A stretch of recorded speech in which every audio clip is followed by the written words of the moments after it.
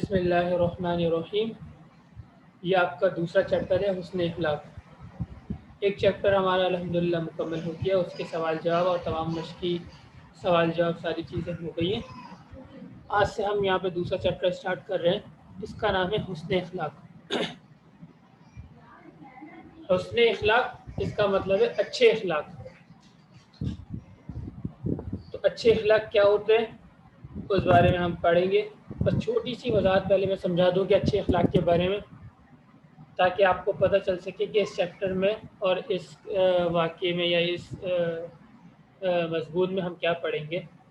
دیکھیں، انسان جو ہوتا ہے وہ دو طرح سے اپنا رویہ لوگوں کے ساتھ رکھتا ہے، یا دو طرح سے لوگوں کے ساتھ پیش آتا ہے، ملتا جلتا ہے۔ ایک وہ ہوتا ہے جو بہت اچھے طریقے سے ملتا ہے، سب کا خیال کرتا ہے اور سب کو خوش کرتا ہے، مطلب جو بھی چاہتا ہے اس سے ملنا چاہتا ہے، اور یہ کہ وہ کسی کو پریشان نہیں کرتا۔ تو ایسے شخص کو اچھے اخلاق والا کہا جائے گا، اور اس کو یہ کہا جائے گا کہ اس میں حسن اخلاق ہیں، اچھے اخلاق ہیں، کیونکہ یہ سب سے اچھے سے ملتا ہے، اور جیسے بھائی وغیرہ ہیں، کزن ہیں، دوست ہیں، تو سب سے اچھی طریقے سے بات کرتا ہے، اور یہ کہ کسی کو تنگ نہیں کرتا اور کسی کو ایسی ویسی بات نہیں کرتا۔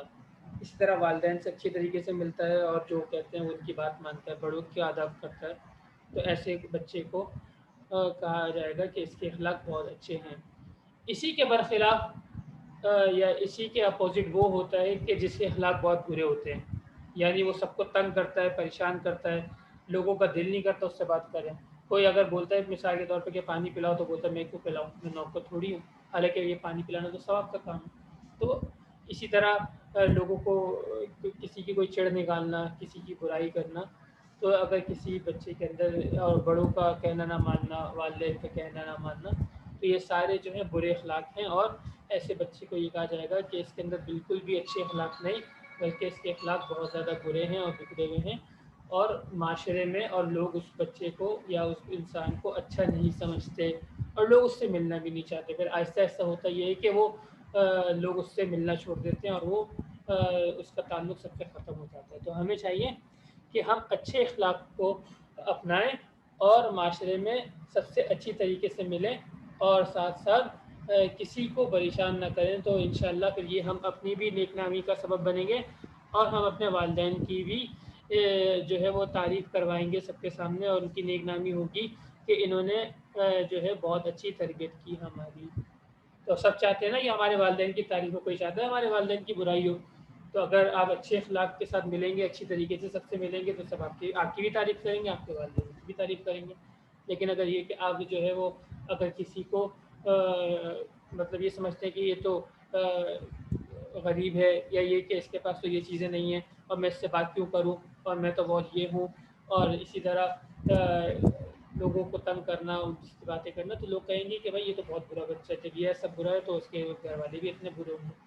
تو انسان کو چاہیے کہ اچھا اختیار کرے رویہ، اور سب سے اچھے طریقے سے ملے۔ تو اسی کو سمجھانے کے لیے یہ چیپٹر ہم پڑھیں گے انشاءاللہ، اور اس کے اندر بتائیں گے کہ اچھے اخلاق کیا ہوتے ہیں اور اس کا فائدہ کیا ہوتا ہے۔ تو انشاءاللہ اس کو پڑھیں گے، میں پڑھتا جاتا ہوں اور آپ اس کو سنیے تھوڑا سا، اس کے بعد پھر میں بیچ میں آپ سے ہی پڑھواؤں گا تھوڑا سا، تاکہ آپ کی ریڈنگ کا بھی اندازہ ہو سکے۔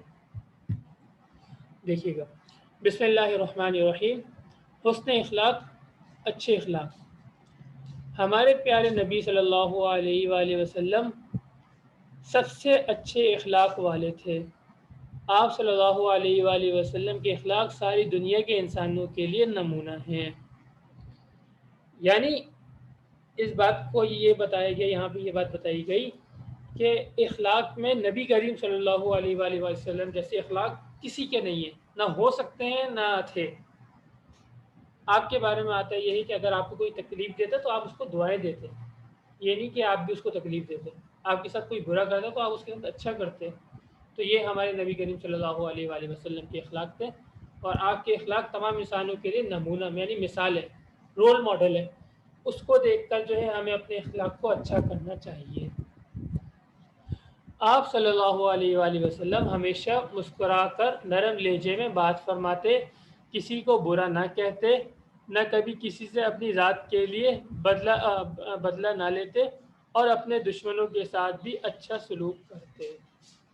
دیکھیں یہ آپ صلی اللہ علیہ وآلہ وسلم کے اخلاق کے بارے میں بتایا جا رہا ہے کہ آپ جب کسی سے بات کرتے ہیں تو اپنا جو لہجہ ہوتا ہے اس کو نرم رکھتے ہیں.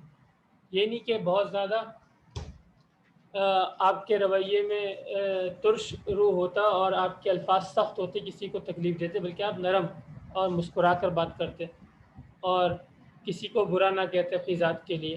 ہاں جو دین کے بارے میں الٹا سیدھا بولتا تو یہ کہتے کہ بھائی یہ دین کا دشمن ہے، لیکن اپنے لیے کبھی نہیں بولتے کہ یہ میرا دشمن ہے اور یہ کہ یہ جو ہے وہ مجھے ایسا کہتا ہے، بلکہ آپ نے ہمیشہ کسی کو بھی اگر کہا کچھ تو وہ دین کے لیے اور اللہ کے لیے کہا.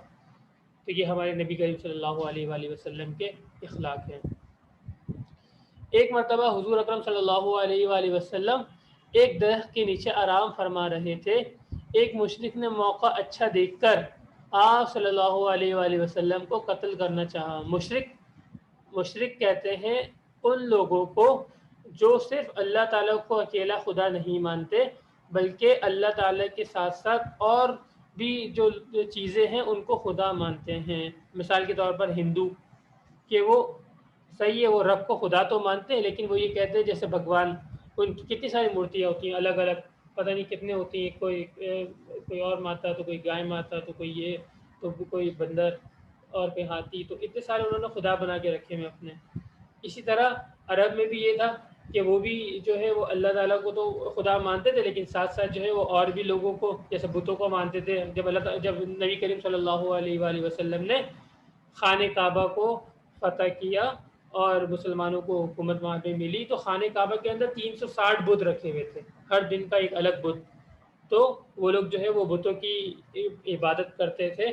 تو ایسے لوگوں کو مشرک کہا جاتا ہے جو اللہ تعالیٰ کے ساتھ اور بھی چیزوں کی عبادت کریں. اور مسلمان جو ہے وہ اللہ تعالیٰ کی عبادت کرتے ہیں اور اللہ تعالیٰ کے علاوہ کسی کی عبادت نہیں کرتے. تو اب اس نے دیکھا کہ آپ صلی اللہ علیہ وسلم اکیلے ہیں تو اس نے موقع اچھا سمجھا کہ آپ کو قتل کر دوں. تو وہ آپ صلی اللہ آگے دیکھیے گا، وہ آپ صلی اللہ علیہ وآلہ وسلم کے قریب آیا تو آپ صلی اللہ علیہ وآلہ وسلم کی آنکھ کھل گئی.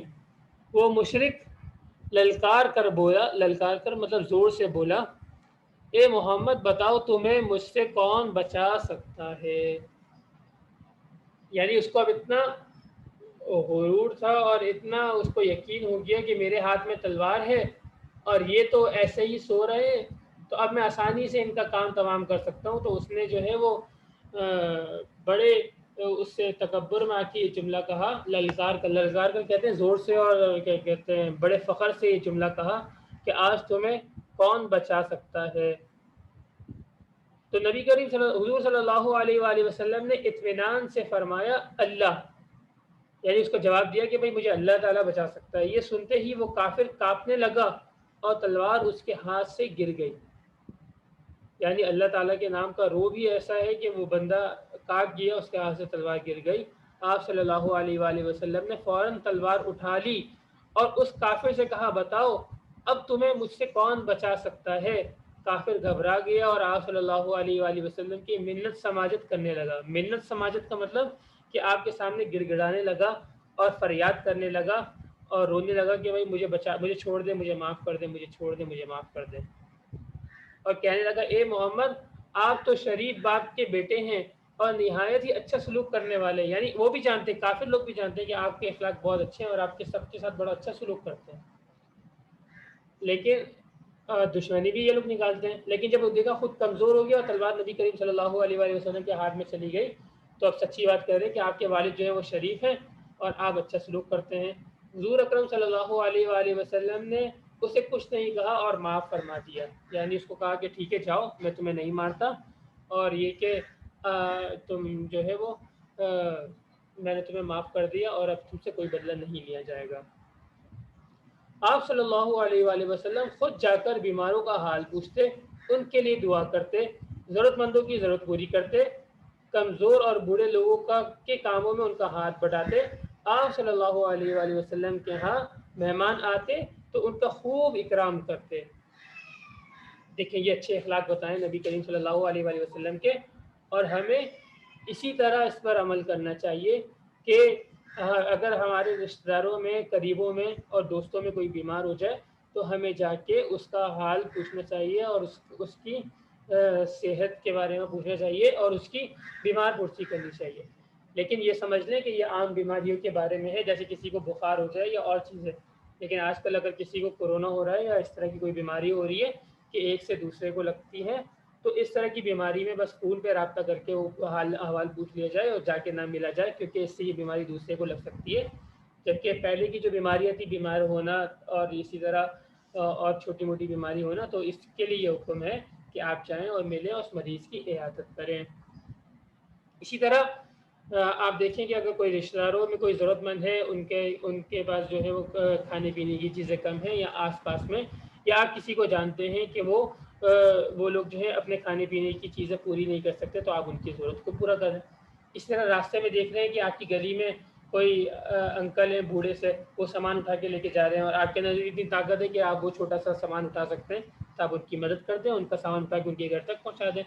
یا اسی طرح آپ اپنی والدہ کے ساتھ جائیں یا والد صاحب کے ساتھ جائیں اور اگر وہ سامان اٹھائیں تو آپ بھی ان کے ساتھ تھوڑا سی مدد کریں. تو یہ سارے کام جو ہے نبی کریم صلی اللہ علیہ وآلہ وسلم کرتے تھے. اسی طرح مہمان آئے گھر پہ، یہ نہیں کہ آپ اپنے کاموں میں لگے ہوئے ہیں اور اپنے کھیلنے میں لگے ہوئے ہیں، بلکہ آپ آئیں ان سے ملیں اور اگر جیسے پانی وغیرہ پلائیں ان کو، والدہ اپنی والدہ کا ہاتھ بٹائیں اور وہ اگر کوئی چیز لانے کا کہتی ہیں یا کوئی چیز لگانے کا کہتی ہیں تو ان کی مدد کریں. تو یہ ساری چیزیں کر کے ہم نبی کریم صلی اللہ علیہ وآلہ وسلم کی سنت پر عمل کریں گے اور اس سے ہمارا کیا ہوگا، ہمارے اخلاق اچھے ہو جائیں گے. آگے دیکھیے گا. فتح مکہ کے بعد ایک مرتبہ حضور اکرم صلی اللہ علیہ وآلہ وسلم نے دیکھا کہ ایک ضعیف عورت سر پر ایک بھاری گٹھری لیے جا رہی ہے. آپ صلی اللہ علیہ وآلہ وسلم کو اس بوڑھی عورت پر ترس آیا کہ بڑھاپے کے باوجود اس نے سر پر گٹھری کا بوجھ لادا ہوا ہے. لادا ہوا مطلب اٹھایا ہوا ہے. اب ہے تو عمر کے اعتبار سے وہ بوڑھی عورت، لیکن باوجود اس کے کافی سارا جو بوجھ ہے اور وزن ہے انہوں نے سر پہ اٹھا رکھا تھا. تو آپ صلی اللہ علیہ وآلہ وسلم کو دیکھ کر بہت افسوس ہوا. آگے دیکھیے، آپ صلی اللہ علیہ وآلہ وسلم اس بڑھیا کے قریب آئے اور اس سے پوچھا کہ وہ اتنا بوجھ سر پر اٹھا کر کہاں جا رہی ہے. اس بڑھیا نے کہا، اے بیٹے، میں محمد نامی ایک شخص کے خوف سے مکہ چھوڑ کر جا رہی ہوں کہ کہیں وہ مجھ سے میرا مذہب نہ چھڑوا دے. اب دیکھیں کتنی عجیب بات کہ وہ بڑھیا اپنے گھر کا سارا سامان وغیرہ لے کر اس نے ایک موٹری بنائی اور اس نے وہ موٹری اپنے سر پہ رکھ لی اور وہ جانے لگی. کس خوف سے؟ کہ انہوں نے دیکھا کہ لوگ تیزی سے مسلمان ہو رہے ہیں اور پہلے جو مکہ کے لوگ تھے وہ لوگ مشرک تھے، مختلف جو ہے مورتیوں کی عبادت کرتے تھے، مختلف خداؤں کی عبادت کرتے تھے. تو اب اس عورت کو یہ خوف ہوا کہ میں زندگی بھر ان کی عبادت کرتے رہی ہوں بتوں کی، تو ایسا نہ ہو کہ محمد آ جائے اور مجھ سے میرا دین چھین لیں. تو اس وجہ سے وہ جانے لگی. حالانکہ وہ جتنی بھی خداؤں کی عبادت کرتی تھی وہ سب جھوٹے خدا ہیں اور وہ کچھ بھی کرنے والے نہیں. تو خیر وہ تو اپنے ذہن کے مطابق نبی کریم صلی اللہ علیہ وآلہ وسلم سے بچ کے بھاگ رہی تھی. آگے دیکھیے، آپ صلی اللہ علیہ وآلہ وسلم یہ سن کر مسکرائے اور اس بڑھیا سے فرمایا، مائی، اتنی بھاری گٹری تم کیسے اٹھاؤ گی؟ لاؤ یہ بوجھ مجھے دے دو. یعنی آپ نے اس کا بوجھ لے لیا اور وہ گٹری خود اٹھا لی. یہ کہہ کر آپ صلی اللہ علیہ وآلہ وسلم نے وہ گٹری اپنے سر پر اٹھا لی اور بڑھیا کے ساتھ چل پڑے. تمام راستے وہ بڑھیا محمد صلی اللہ علیہ وآلہ وسلم کو برا کہتی رہی اور آپ صلی اللہ علیہ وآلہ وسلم نہایت صبر و تحمل سے سنتے رہے. دیکھیں یہ آپ کے اچھے اخلاق ہیں کہ آپ کے بارے میں ہی برا کہا جا رہا ہے، لیکن آپ یہ نہیں کہ آپ لڑ رہے ہیں یا آگے سے جوابات دے رہے ہیں. بس آپ ان کی عمر کا تقاضا سمجھتے ہوئے اور یہ کہ عمر دراز سمجھتے ہوئے آپ خاموش ہو گئے اور ان کی بات سنتے رہے. آخر کار بڑھیا اپنی منزل پر پہنچ گئی، یعنی جہاں اس کو جانا تھا وہ پہنچ گئی. آپ صلی اللہ علیہ وآلہ وسلم نے بڑھیا کی گٹری اس کے حوالے کر کے واپسی کی اجازت چاہی. ابھی بھی دیکھیں آپ نے یہ نہیں بتایا کہ میں محمد ہوں اور آپ نے یہ سب ایسا کیا آپ نے کچھ بھی نہیں بولا. آپ نے گٹری دی اور کہا ٹھیک ہے اب مجھے اجازت ہے میں جا رہا ہوں. بڑھیا نے آپ صلی اللہ علیہ وآلہ وسلم کا شکریہ ادا کرتے ہوئے کہا، بیٹے، مکہ میں محمد آ گیا ہے، وہ بہت بڑا جادوگر ہے، اس سے بچ کر رہنا. آپ صلی اللہ علیہ وآلہ وسلم نے بڑھیا کی بات سن کر نہایت نرمی سے فرمایا، مائی، میں وہی محمد ہوں جس کے خوف سے تم مکہ چھوڑ آئی ہو. بڑھیا نے جب یہ سنا تو وہ بہت شرمندہ ہوئے اور اس نے کہا، بے شک آپ صلی اللہ علیہ وآلہ وسلم اللہ کے نبی ہیں جو دشمنوں کے ساتھ بھی اچھا سلوک کرتے ہیں. اب دیکھنے میں یہ عورت بظاہر دشمن تھی دین کی، اسلام کی دشمن اور آپ کی دشمن، لیکن اس کے باوجود بھی آپ نے اس کے ساتھ بڑا اچھا معاملہ کیا اور اس کو جو ہے آپ نے وہ برا بلا نہیں کہا، بلکہ یہ کہا کہ ٹھیک ہے، ان کی خدمت کرتے رہے اور آخر کار جو ہے وہ خود ہی انہوں نے تسلیم کر لیا کہ آپ کے اخلاق بہت اچھے ہیں. پھر آگے کیا ہوا؟ پھر وہ بڑھیا آپ صلی اللہ علیہ وآلہ وسلم کے حسن سلوک سے اس قدر متاثر ہوئی، حسن سلوک اچھے سلوک سے اس قدر متاثر ہوئی کہ اس نے اپنا مذہب چھوڑ کر فوراً اسلام قبول کر لیا. یعنی اس نے دیکھا کہ بھائی ہمارے مذہب میں تو کوئی ایسا نہیں کرتا، سب کو اپنی اپنی فکر ہے، اور نبی کریم صلی اللہ علیہ وآلہ وسلم کیسا خیال کر رہے ہیں کہ مجھے دشمن مطلب میں ان کی دشمن ہوں، اس کے باوجود میرا اپنا خیال کر رہے ہیں. تو وہ سمجھ گئی کہ یہ سچا مذہب ہے اور یہی حق مذہب ہے اور اسی پر ایمان لانا چاہیے، تو وہ فوراً ایمان لے آئی اور مسلمان ہو گئی. آپ صلی اللہ علیہ وآلہ وسلم بچوں سے بھی بہت محبت فرماتے تھے، ان کے ساتھ کھیلتے، اپنے ساتھ سواری پر بٹھا لیتے. ایک مرتبہ آپ صلی اللہ علیہ وآلہ وسلم اپنے چھوٹے چھوٹے نواسوں حضرت حسن رضی اللہ تعالیٰ عنہ اور حضرت حسین رضی اللہ تعالیٰ عنہ کو پیار فرما رہے تھے. ایک شخص یہ دیکھ کر کہنے لگا میرے 10 بچے ہیں، میں نے انہیں کبھی پیار نہیں کیا. آپ صلی اللہ علیہ وآلہ وسلم نے فرمایا جو اپنے چھوٹوں کو شفقت اور بڑوں کی عزت نہیں کرتا وہ ہم میں سے نہیں. یعنی اس سبق کے اندر یہ ہمیں تعلیم ملتی ہے کہ ہم اپنے چھوٹوں کے ساتھ اچھا معاملہ کریں. جیسے چھوٹا بھائی ہے تو یہ نہیں کہ اس کی چیز لے کے کھا لیں یا اس کو تکلیف دیں یا اس کو ماریں، بلکہ اس کا خیال کریں، اس سے پیار کریں، محبت کریں، جو چیز لائیں اس کے ساتھ شیئر کریں. اور اس طرح بڑے جو ہیں وہ ہم ایسا نہیں کہ ان کے سامنے جو ہے وہ سخت بات کہیں یا زور سے بات کریں، بلکہ ان کا ادب کریں اور ان کی بات مانیں. اب بڑوں میں اساتذہ بھی ہیں، آپ کے والدین ہیں، آپ کے رشتہ دار ہیں سب، اور ہمیں چاہیے کہ معاشرے کے اندر ہم اچھے اخلاق اپنائیں اور اچھے اخلاق کے ساتھ رہیں تاکہ لوگ ہمیں پسند کریں اور ہماری عزت کریں. تو یہ آپ کا آج کا سبق تھا. اس کی الحمدللہ بلند خوانی ہم نے کر لی. اب آپ بھی اس کی بلند خوانی کر لیجئے گا گھر پہ اچھی طرح سے آپ لوگ. اور اب آپ کا کام یہ ہے کہ سب سے پہلے آپ اس کا ٹائٹل بنائیں گے، حسن اخلاق اچھا سا بنائیں گے کلر وغیرہ پینسل کے ساتھ یا مارکر وغیرہ کے ساتھ، اور پھر دوسرے نمبر پہ آپ اس کی ایک صفحے خوش خطی کریں گے، اچھے سے ایک صفحہ صاف کر کے خوش خطی کریں گے، اور اگر کوئی صاف نہیں کرے گا تو اس سے پھر میں 2 صفحے کرواؤں گا تاکہ اس کی رائٹنگ اچھی ہو جائے. ٹھیک ہے؟ اور پھر انشاءاللہ اگلے لیکچر میں اگلے سبق پہ ہم اس کے الفاظ مانیں اور آگے کی مشق کریں گے. تو یہ آج کی ہماری ریڈنگ تھی اور آج کا ہمارا لیکچر تھا. اس کو میں آپ کی کلاس روم میں بھی اپلوڈ کر دوں گا، وہاں سے بھی آپ سن لیجیے گا. جزاکم اللہ خیر. السلام علیکم ورحمۃ اللہ وبرکاتہ.